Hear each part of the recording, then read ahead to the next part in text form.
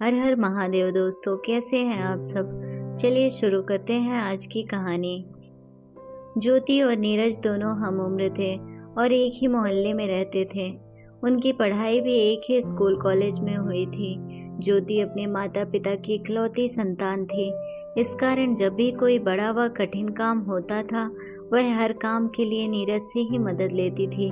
College में भी नीरज ही उसका बहुत ध्यान रखता था, परंतु उसको नहीं मालूम था कि लोगों की सोच व विचारधारा उनके इस रिश्ते को गलत निगाह से देखेगी।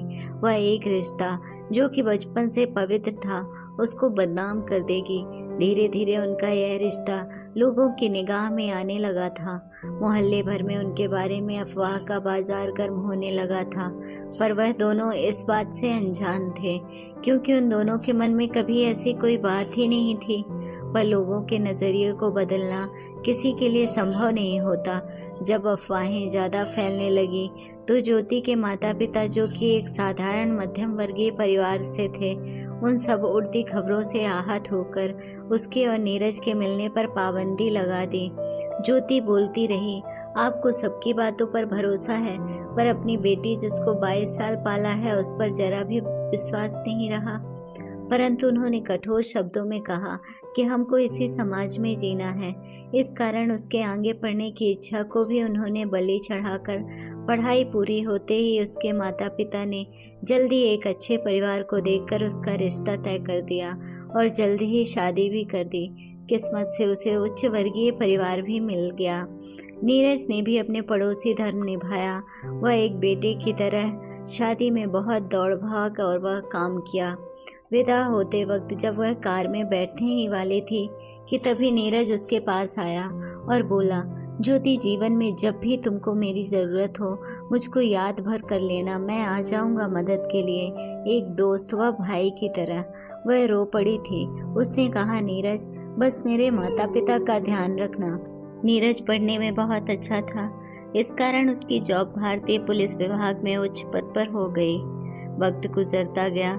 ज्योति के पति सतीश ने भी उड़ती खबरों को सच माना और वक्त बेवक्त ज्योति को नीरज के नाम से बेइज्जत किया।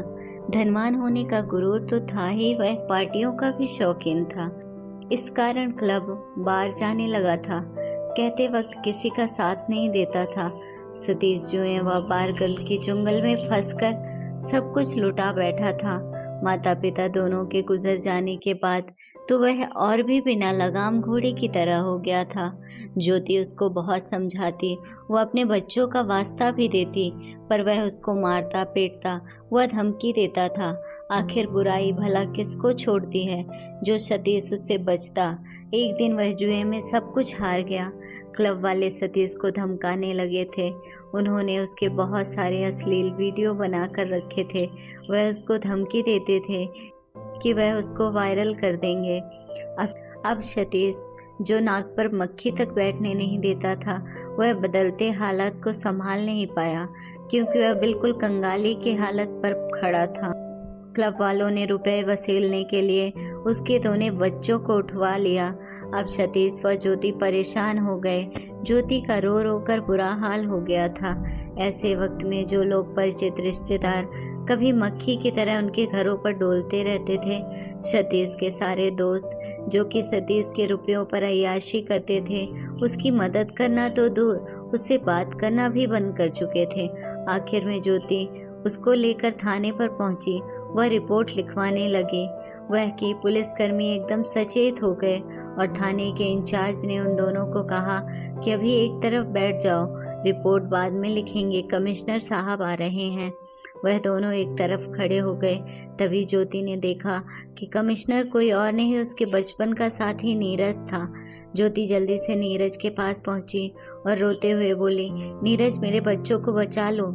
नीरज ने जैसे ही उसको देखा एकदम से बोला, ज्योति, तुम, क्या हुआ बच्चों को? ज्योति ने जल्दी से उसे पूरी बात बताई और रोने लगी। नीरज ने सतीश को भी पास बुलाया, उनको लेकर अंदर गया और थाने के इंचार्ज को बुलाया। वह अपने सामने ही पूरी रिपोर्ट लिखवाई। वह उसी वक्त आदेश दिया कि जाओ, जैसे भी हो क्लब के मालिक को इसी वक्त हाजिर करो। करीब 1 घंटे के अंदर ही क्लब के मालिक को लेकर पुलिस थाने में आ गई। नीरज ने सबसे पहले तो क्लब के ऊपर छापा मारने का आदेश दिया।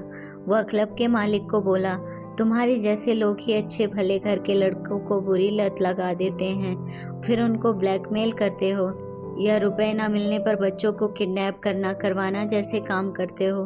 तुमने आज जिन बच्चों को पकड़ा है वह मेरी बहन के बच्चे हैं और उनको कुछ नुकसान भी पहुंचा तो मुझसे बुरा कोई नहीं होगा। नीरज के मुंह से यह सुनकर सतीश का मुंह छोटा सा हो गया। वह अपनी छोटी सोच पर शर्मिंदा हो रहा था। वहीं ज्योति रोकर नीरज से बोली, नीरज, काश उस वक्त मैंने तुमको राखी बांध दी होती तो अपना यह पवित्र रिश्ता लोगों की निगाह में, मम्मी पापा की निगाह में कलंकित नहीं होता। मुझको नहीं मालूम था लोगों की निगाह में हमारा रिश्ता बस एक कच्चे धागे का मोहताज था। नीरज बोला, ज्योति, मैंने तो सोचा भी था एक दिन अपने रिश्ते को तुमसे राखी बंधवा कर नया नाम दूंगा, पर उस वक्त हालातों ने ऐसा नहीं होने दिया। आज तुम मुझको राखी बांधकर इस रिश्ते को मजबूत बना लो जिससे किसी की नजर ना लगे। ज्योति ने जल्दी से अपनी चुन्नी से एक चीर का धागा निकाल कर नीरज के हाथों में बांध दी। सतीश की आंखों में आंसू भर आए थे जो शायद शर्मिंदगी के थे।